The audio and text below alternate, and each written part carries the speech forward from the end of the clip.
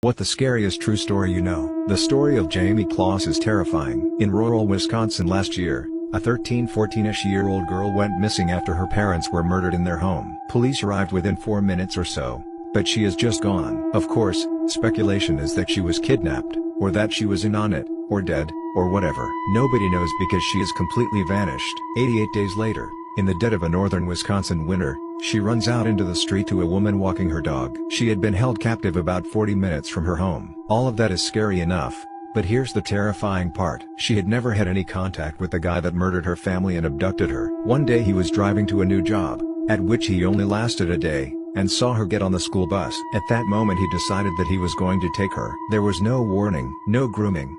There was absolutely nothing that she or her family could have done to avoid everything. A creepy young man saw her from 100 away and decided that he would murder her family and take her for himself. Happened to my boss's best friend when they were around 17 years old. Best friend's parents were out of town one weekend and she had the house to herself. Went about her business having dinner, watching TV, then decided to go to bed. She was lying in her bed with her back to her closet when she heard the door open. She somehow pretended to be asleep. The man who was hiding in the closet walked around her bed to the side she was laying/facing, gently stroked her hair and face, then left. She immediately called her boyfriend to ask him to come over, then called her parents and then the police. Long story short, this man had been getting into their home via doggy door. They didn't have a dog and didn't bother to secure it, and he'd been living in a tent in the foresty area behind their home for months to creep on her. They found a ton of surveillance footage of her sleeping and pieces of her clothes and stuff. If I recall correctly, this happened somewhere in Alabama, most likely mid-2000s.